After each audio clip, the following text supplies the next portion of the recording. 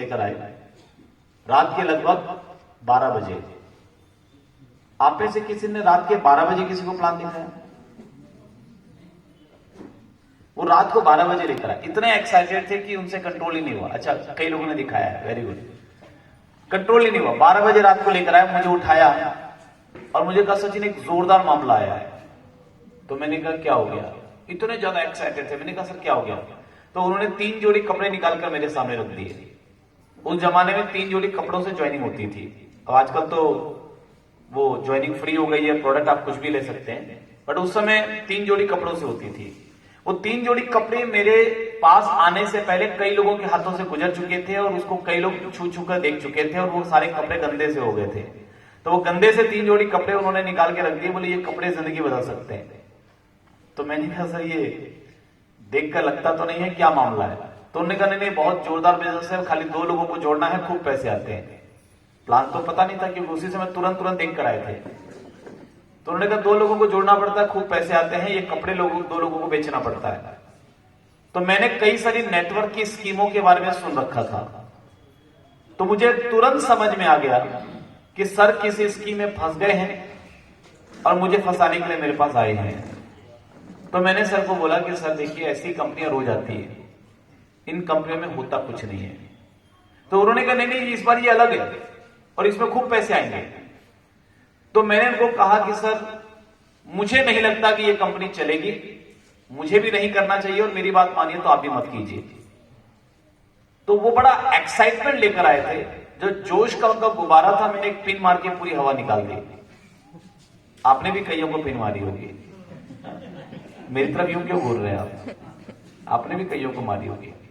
और देखिए होता क्या है, हम दूसरों को पिन मारते हैं, दिक्कत नहीं है, लेकिन उसके बाद जब हमको बिजनेस समझ में आ जाता है, हमने तो कितने नाटक किए थे बिजनेस को समझने के लिए, और जब समझ में आ गया और शुरू कर लिया तो फिर हम ये उम्मीद करते हैं कि हर व्यक्ति को पहली बार में ही समझ में आ जाए कि भैया आपने अगर दूसरों को पिन मारी है तो कोई आपको भी मारेगा, तैयार रहिए आप, है ना। जो आप करेंगे वो कई गुना ज्यादा मल्टीप्लाई होकर रिटर्न आएगा, ये कुदरत का नियम है। सो मैंने उनको पिन मारी, हवा पूरी निकल गई। तो उन्होंने बड़े मायूस होकर पूछा तुझे सही में लगता है ये नहीं चलेगा? मैंने कहा सर मेरे से स्टाम्प पेपर में लिखवा लीजिए ये नहीं चलने वाला, क्योंकि हम लोग इसी तरीके से बात करते हैं, एकदम गारंटी के साथ। जिन चीजों के बारे में मालूम ही नहीं है हम उन चीजों की पूरी गारंटी ले लेते हैं कि सर बिल्कुल मैं जो बोल रहा हूं वही होगा। हो जाता ना कई बार ऐसा। सो मैंने उनको ऐसा बोला, वो निराश होकर चले गए। अगले दिन उनके जो अपलाइन है जो राजस्थान से आए हुए थे, वो उनके घर पे गए। उनको लगा कि साहब एक बंदा बड़ी मुश्किल से पॉजिटिव हुआ था, वो डिमोटिवेट हो गया है, सचिन अग्रवाल नाम के किसी प्राणी ने इसको डिमोटिवेट कर दिया। तो वापस उनके घर पे पहुंचे और 4 घंटे लगाकर वापस से उनको मोटिवेट किया। जहां पर भी पंचर मैंने किया था उसमें टेप वेप लगा के ठीक करके फिर से हवा भरी। देन उसी स्टेट ऑफ माइंड में उन्होंने मुझे कॉल किया, बोले सचिन आवाज की गर्मी को देखकर मैं घबरा गया कि साहब अब इनकार करना मुश्किल है, जो मेरा वाक था वो फेल हो गया लगता है। सो उन्होंने कहा सचिन तू ये बता तू आरसीएम ज्वाइन करेगा कि नहीं करेगा? डायरेक्ट यही बोला, तू ज्वाइन करेगा कि नहीं करेगा? अरे मैंने कहा संबंध अच्छे थे उनसे, तो मैंने कहा आप बोलेंगे तो मैं कर लूंगा सर, लेकिन मुझे इसमें कोई दम वाली बात नजर नहीं आती। उन्होंने कहा दम को रख किनारे, तू खाली ये बता तू ज्वाइन करेगा कि नहीं करेगा? और मेरी ज्वाइनिंग हो गई, क्योंकि मैं मना नहीं कर पाया। और आप में से भी कईयों की इसी तरीके से हुई होगी, और आप में से कई लोग आज इस मीटिंग में भी इसी तरीके से आए होंगे, है ना। सो मैंने ज्वाइन कर दिया, काम नहीं किया। अगले 6 महीने तक मैंने काम किया नहीं। वो मेरे पीछे लगातार पड़े रहे, सचिन एक बार मीटिंग में आ जा, एक बार मीटिंग में आ जा, और मैं उनको घुमाता रहा, कोई ना कोई बहाना बनाता रहा कि सर आज वहां वसूली के लिए जाना है, सर आज घर में बिजनेस में थोड़ा काम है, सर आज माल की गाड़ी है, आज आलू पैक की गाड़ी आई है। तो कई सारे मैं उनको बहाने, उनको गोलियां देता रहा। आप लोग भी गोली देते हैं? गोली जानते हैं? जानते हैं, देते हैं ना गोलियां, कई बार बहाने बनाते हैं। सो मैं भी उनको गोलियां देता रहा 6 महीने तक। फिर एक दिन ऐसा लगा कि अब ज्यादा गोलियां देना संभव नहीं है, गोलियों का असर खत्म हो रहा है। तो फिर उनकी बात मानकर मुझे किसी एक मीटिंग में आना पड़ा। तो ये इतना बड़ा प्रोग्राम नहीं था, एक छोटी सी मीटिंग थी, ओपन प्लांट कटाना पड़ेगा अंदर जाने के लिए, आज से 18 साल पहले। मैंने कहा 30 रुपए का चालान, ये क्यों भैया? अंदर खाना मिलेगा, समोसा मिलेगा, क्या मिलेगा? तो बोले साहब अंदर कुछ नहीं मिलेगा, और अंदर कुर्सी मिलेगी बैठने के लिए, उसकी भी गारंटी नहीं है। आज संख्या ज्यादा है, खड़े होकर के भी देखना पड़ सकता है। ये तो सुंदरगढ़ का पहला प्रोग्राम है, तो अभी कुछ कुर्सियां खाली भी हैं।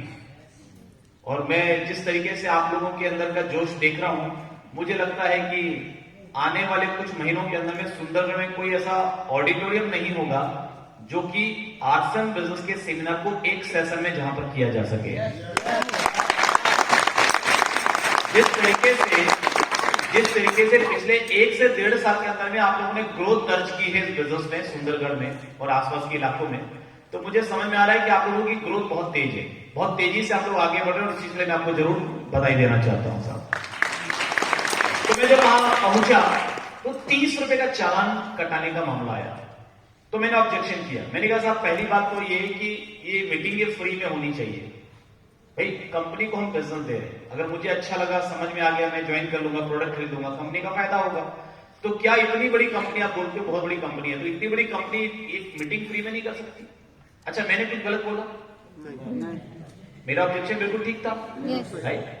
तो मेरे जो अपलाइन थे ना, पीके देवांगन जी, वो भी उन्होंने मुझे थोड़ा समझाया, क्योंकि वो उन्होंने कई घाट घाट का पानी पिया था और मेरे जैसे कईयों को पिलाया था। तो उन्होंने मुझे बोला कि सचिन देख, ऐसा है कि यहां पर मीटिंगें कंपनी नहीं करवाती। मीटिंग कंपनी का काम है प्रोडक्ट बनाना, और कंपनी पहले ट्रेडिशनल मार्केट के जरिए प्रोडक्ट बेचती थी, अब कंपनी नेटवर्क मार्केटिंग के जरिए प्रोडक्ट बेच रही है। पहले आम लोगों को फायदा नहीं होता था, अभी आपने देखा ना यहाँ स्टेज पे कोई बोलता मैं किसान हूं, कोई बोलता मैं ज्यादा पढ़ा लिखा नहीं हूं, आज 30,000 कमा रहा हूं, 35,000 कमा रहा हूं, 40,000 कमा रहा हूं। तो देखकर क्या लगता है, आम लोगों के जीवन में बदलाव आ रहा है या नहीं आ रहा है? तो मुझे भी उन्होंने यही बोला था कि पहले आम लोगों को फायदा नहीं होता था, अब आम लोगों को फायदा होगा। बात से फिरती है, मीटिंग कंपनी नहीं करवाती, मीटिंग तो हम लोग आपस में मिलकर करते हैं एक दूसरे का व्यापार बढ़ाने के लिए। तो उसके खर्चे होते हैं, सारी चीजें होती है, तो मैनेजमेंट के लिए टिकट तो रखना ही पड़ता है, क्योंकि ये इथिकल नेटवर्क मार्केटिंग कंपनी है। बाजार में और भी कई स्कीमें हैं जो कि फ्री में 5 स्टार होटल में आपको खाना पीना खिला करके, और कोई टिकट भी नहीं लगता, और एक बार अंदर तो आओ, बाकी तो फिर बाहर से वसूल लेंगे। तो उनका मामला थोड़ा अलग टाइप का होता है। तो उन्होंने कहा सर यहां पर टिकट लगेगी। तो मैंने कहा चलो ठीक है, अगर टिकट लगती भी है, अब देखिए मेरा दूसरा ऑब्जेक्शन सुनिए। मैंने कहा टिकट अगर लगती भी है तो भी टिकट उस व्यक्ति को लेनी चाहिए जिसने मुझे बुलाया। मैंने तो अभी तक डिसाइड भी नहीं किया कि मुझे आसन करना है, राइट? तो मैं टिकट क्यों दूं? टिकट अगर लेना चाहिए तो पीके देवांगन जी लेंगे, पैसा वही देंगे। मैंने ठीक बोला? मेरा ऑब्जेक्शन बिल्कुल ठीक था? गलत तो हम वैसे बोलते भी नहीं है। सो पीके देवांगन जी, लेकिन वो भी कम नहीं थे ना सर। उन्होंने कहा सचिन देख, ऐसा है, टिकट तो तेरे को ही लेना पड़ेगा क्योंकि यहाँ का सिस्टम है, लेकिन हाँ एक वादा करता हूं, तू 30 रुपए की टिकट ले ले, मीटिंग देखने के बाद बाहर निकल के खाली एक लाइन बोल देना, मीटिंग में मजा नहीं आया, मैं 30 रुपए की जगह तुझे 60 रुपए वापस करूंगा। तो मैंने कहा फिर तो कोई रिस्क नहीं है, इतना बोलने में जाता क्या है, डबल मिलने वाला, बाहर निकल के बोल देंगे, मजा नहीं आया तो एक तो 30 के 60 मिलेंगे, दूसरी बात दोबारा ये कभी बुलाएंगे नहीं, 60 देने पड़े तो कौन बुलाता है? तो ये सोच के मैं बैठा, मगर बैठने के बाद धीरे धीरे धीरे धीरे कुछ ऐसी बातें हुई जिससे मेरा जो दिमाग की जो नस नाड़ी है ना वो हिलने लगी, मेरे तार सारे झंझना गए। जो अब तक मैंने सुना था नेटवर्क मार्केटिंग के बारे में और जो मुझे दिखाई दे रहा था वो बिल्कुल अलग था।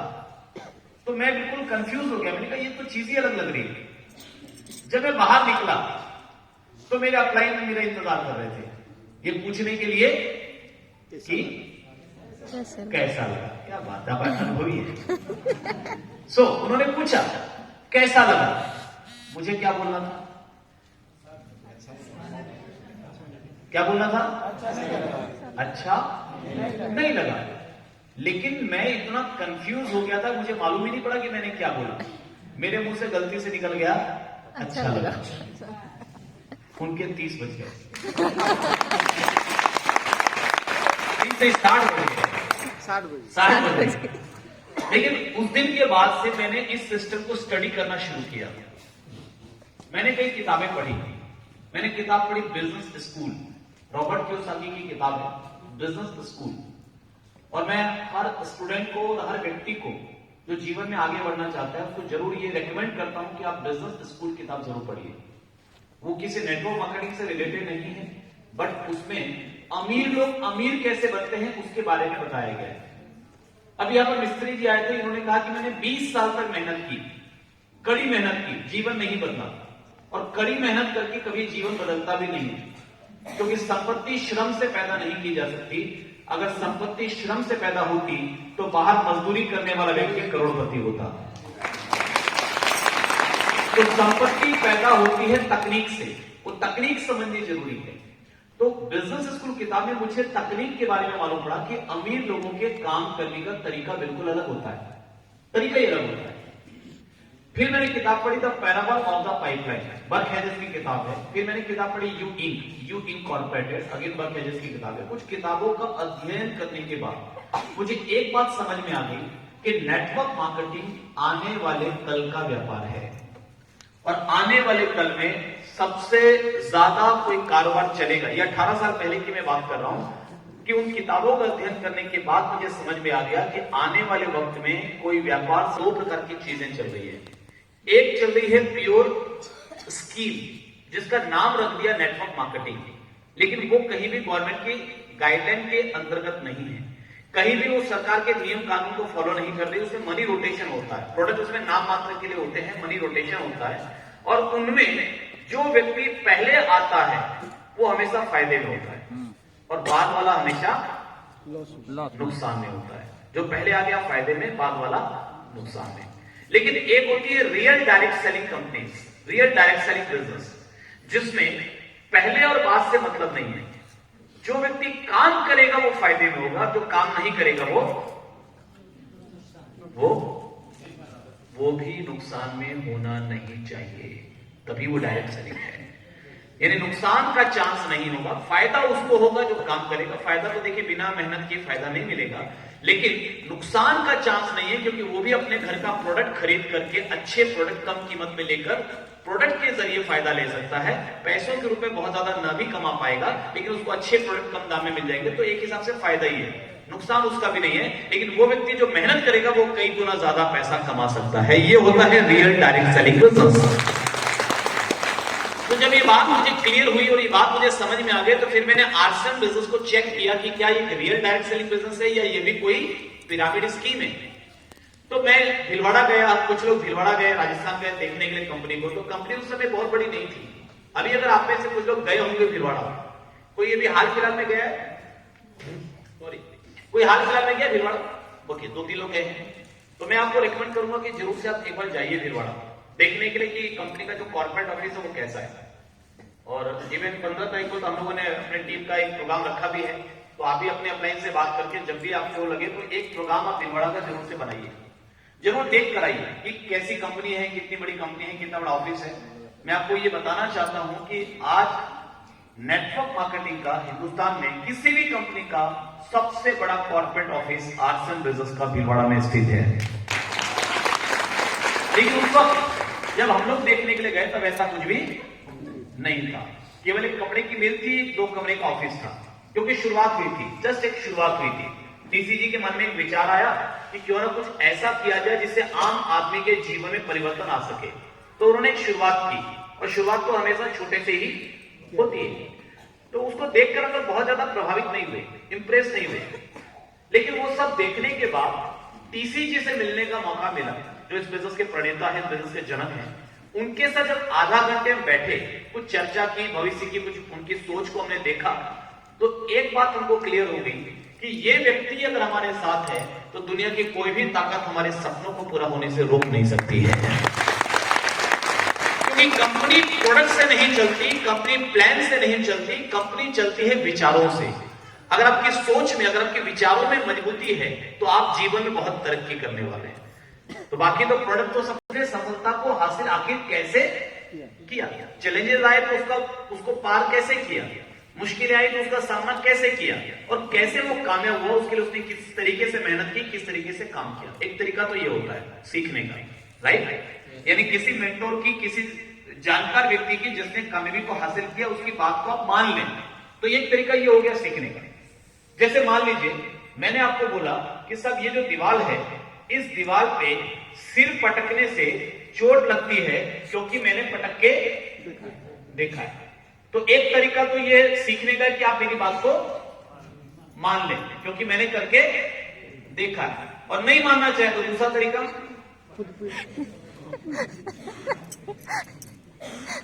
तो दोनों ऑप्शन आपके पास है, या तो मान ले या तो खुद ट्राई करके देखें, राइट।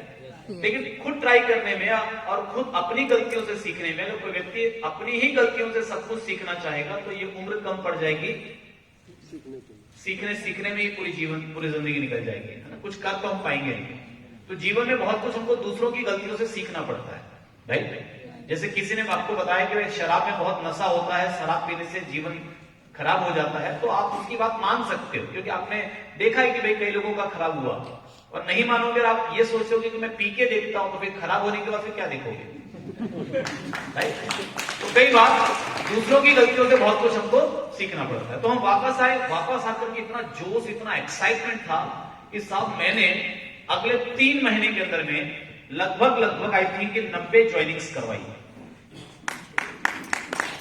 लेकिन वो जो 90 ज्वाइनिंग मैंने करवाई थी, वो 90 ज्वाइनिंग मैंने सब इस तरीके से करवाई थी। मेरा आलू प्याज का बिजनेस था, कई लोगों को पेमेंट देना होता था, तो काट करके पेमेंट दे दिया कि साहब ये 1500 का किट पकड़ो, बाकी का पेमेंट पकड़ो। कई लोगों का पैसा अपन ने अपनी जेब से डाल दिया। तो कई अलग अलग तरीके से अपन ने ज्वाइनिंग करवाई और नतीजा ये निकला कि 3 महीने के अंदर में मुझे 2700 रुपए की इनकम मिली और मेरा दिमाग खराब हो गया क्योंकि पैसे तो बहुत सारे लग तो बहुत गए। कईयों का तो पैसा मैंने अपनी जेब से भरा, कई जगह पे मैंने रिलेशन खराब किए, कई जगह पे मैंने संबंध खराब किए, और उसके बाद मुझे 2700 मिले। तो मैंने कहा साहब नए बिजनेस को नहीं कर पाऊंगा। हो सकता है ये अच्छा होगा लेकिन ये मेरे लायक नहीं है, मैं नहीं कर पाऊंगा क्योंकि मैंने कभी ऐसा किया नहीं था। तो जो समझ में आया वो किया और सब उल्टा पुल्टा ही हुआ। तो मुझे मेरे सीनियर्स ने बताया कि साहब बिजनेस में गलती नहीं है, गलती यह है कि आपने इसको बिना सीखे करने का प्रयास किया। और कोई भी काम अगर आप उस काम के तौर तरीकों को जाने बिना, सीखे बिना करने की कोशिश करेंगे तो आप उसमें कामयाब नहीं हो सकते। क्या मैं ठीक हूं? यस। एक व्यक्ति मर्सिडीज कार खरीद के लाया और मर्सिडीज कार बनाने वाली कंपनी ने उसको ये बोला कि भाई इस कार में आप, क्या नाम है इस शहर का? सुंदरगढ़। आप सुंदरगढ़ से भुवनेश्वर तक कुछ घंटों में जा सकते हैं। कार बहुत जोरदार है। वो कार लेकर आया और 2 दिन के बाद उसने फोन किया कंपनी में कि साहब आप कहते थे कुछ घंटों में और मैं तो अब तक नहीं पहुंचा हूं, तब का निकला हुआ अब तक नहीं पहुंचा, 2 दिन हो गए। तो ये उन्होंने कहा ये कैसे पॉसिबल है? उसने कहा मैं तो चल रहा हूं लगातार, मैं रुका भी नहीं कहीं पर। तो बोले ये तो पॉसिबल ही नहीं है। बोले अरे साहब मैं तो देखो लगातार, भेजो किसी को चेक करने के लिए। तो किसी को भेजा गया तो मालूम पड़ा उसने मर्सिडीज कार के सामने 2 बैल बांध दिए क्योंकि पहले वो बैलगाड़ी चलाता था। तो बैलगाड़ी वाला जो सिस्टम था उसे यहां लगा दिया, लेकिन यहां का तौर तरीका अलग था। इसको इसमें पेट्रोल डालना पड़ता था, इसको चलाना पड़ता था, इसको ड्राइव करना पड़ता था, इंजन स्टार्ट करना पड़ता था, राइट? यस। तो हर काम का तरीका अलग होता है। आप कोई और काम करते थे, कोई ट्रेडिशनल बिजनेस करते थे, कोई और कंपनी करते थे, किसी और नेटवर्क मार्केटिंग में थे या किसी भी और चीज में थे, उसका तरीका और आश्रम का तरीका बिल्कुल अलग हो सकता है।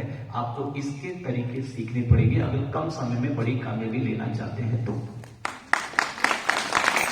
जब मुझे रिजल्ट नहीं मिले तो मेरे अपलाइन ने मुझे बोला कि साहब आपको एक बार फिर से चेक करना पड़ेगा, फिर से चेक करना पड़ेगा। तो मैंने जब सारी चीजों को चेक किया तो मुझे मालूम पड़ा कि सिस्टम जो बोलता है मैं तो उसे बिल्कुल अलग कर रहा हूं। सिस्टम ने बोला कि साहब आपको किसी को भी गलत बोल के ज्वाइन नहीं कराना, जबरदस्ती ज्वाइन नहीं कराना, दबाव देके ज्वाइन नहीं कराना, किसी को उधार में ज्वाइन नहीं कराना, किसी का पैसा आपको नहीं लगाना, किसी को उधार देना नहीं, किसी को उधार लेना नहीं। सिस्टम ने बोला आपको मीटिंग सेमिनार में आना, मैं कभी गया नहीं। सिस्टम ने बोला आपको सपने लिख के चिपकाने हैं, मैंने कभी चिपकाया नहीं। मुझे लगा इससे क्या होगा। तो जब मैंने पूरा चेक किया तो मालूम पड़ा कि मैंने तो पूरा उल्टा ही किया है। जो सिस्टम ने बताया मैंने उसको फॉलो किया ही नहीं, तो रिजल्ट कैसे आएगा? उस बीच में मुझे किताब पढ़ने को मिली, माइकल क्लार्क जी का एक वाक्य। उस एक वाक्य ने मेरी जिंदगी को बदल दिया। वो एक वाक्य था, ऊंची कूद कूदनी है तो 3 कदम पीछे हटना पड़ेगा। क्योंकि जब भी आपने देखा होगा ओलंपिक के खिलाड़ी वो ऊंचा कूदते हैं तो पहले पीछे हटते हैं, फिर जब दौड़ के कूदते हैं तो वो ऊंचा कूद पाते हैं, राइट? तो जब वो बात मैंने पढ़ी तो मुझे समझ में आ गया कि मुझे आज से अपने अहंकार को किनारे रखकर, अपने ईगो को साइड रख करके इस बिजनेस को सीखना पड़ेगा अगर मैं जिंदगी में कामयाब होना चाहता हूं तो ये बात समझ में आते ही मैंने बिजनेस को सीखना शुरू किया। और मजे की बात यह है कि जब तक मैं सिस्टम के खिलाफ काम कर रहा था, ज्वाइनिंग धड़ाधड़ आ रही थी। 90 ज्वाइनिंग करा थी मैंने 3 महीने में, लेकिन जैसे ही मैंने सिस्टम के हिसाब से काम करना शुरू किया, ज्वाइनिंग आना बंद हो गई। बहुत मुश्किल आने लगी ज्वाइन कराने में, कि पहले तो समझाता तो था ही नहीं ना, पैसे काटे और किट पकड़ा दिया। लेकिन अब जब समझाने लगा तो कोई हाँ बोले, कोई ना बोले, कोई कुछ और बोले, कोई 4 बात सुनाए। मेरे अपने करीबी दोस्तों ने मुझे ये बोला कि सचिन अगर आरसीएम की बात करनी हो तो हमारे घर पे मत आना। मैंने कहा यार ये क्या हो गया मामला। तो मेरे अपलाइन से मैंने पूछा, उन्होंने कहा कोई बात नहीं, ऐसा सबके साथ होता है। जब भी आप कोई नया काम करेंगे तो लोग एकदम से आपका साथ नहीं देंगे। हर नए परिवर्तन का विरोध होता है, ये प्रकृति का नियम है। तो उन्होंने कहा आपके साथ भी हो रहा है, कोई नई बात नहीं है। जितने भी आरसीएम के बड़े लीडर्स हैं सबके साथ ऐसा कभी न कभी हुआ, क्योंकि घर वालों ने उनकी बात को नहीं समझा, उनके दोस्तों ने उनकी बात को नहीं समझा, उनके आसपास के लोगों ने उनका मजाक उड़ाया। ये सबके साथ हुआ है, आपके साथ हो रहा है, कोई नई बात नहीं है। तो मैंने कहा सर ये नॉर्मल है। उन्होंने कहा बिल्कुल नॉर्मल है। तो मैं लगा रहा और लगा रहा, चलता रहा, तो आज यहां आपके बीच में इस जगह मौजूद हूं। लेकिन मैं ये सारा क्रेडिट, मेरे सारे अपलायंस का क्रेडिट है। ये मेरे अपलायंस की वजह से मैं यहां पहुंचा, सिस्टम की वजह से मैं यहां पर पहुंचा, इस बिजनेस ने जो सिखाया उसकी वजह से यहां पर पहुंचा।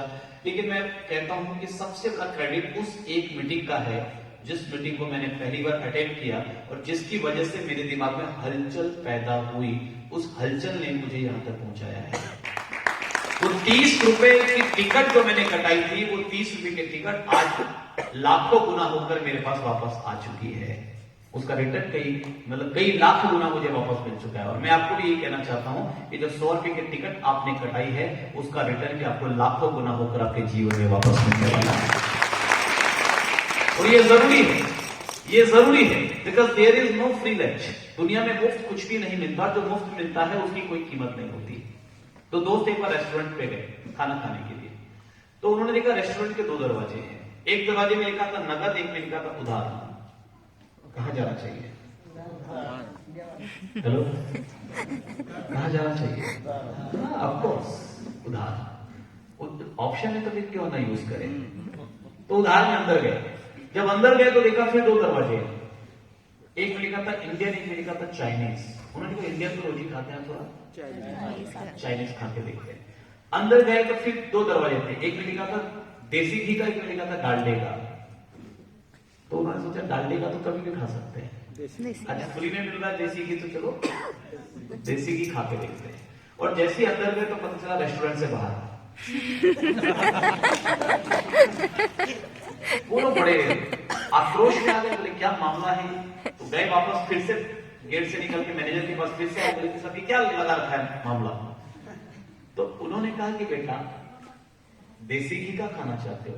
बोले हाँ। उधार में खाना चाहते हो? बोले हाँ। बोले वो बाहर मिलेगा, अंदर नहीं मिलेगा, because there is no free lunch. दुनिया में मुफ्त कुछ भी नहीं मिलता। और जिंदगी में उसी चीज से आपको फर्क पड़ता है, उसी चीज का फायदा मिलता है जिसकी आप कीमत चुकाते हो। चलिए हम बातचीत शुरू करते हैं। मेरी जिंदगी में जैसे बदलाव आया, आज मेरी चाहत है कि आप सबकी जिंदगी में वैसा बदलाव आना चाहिए।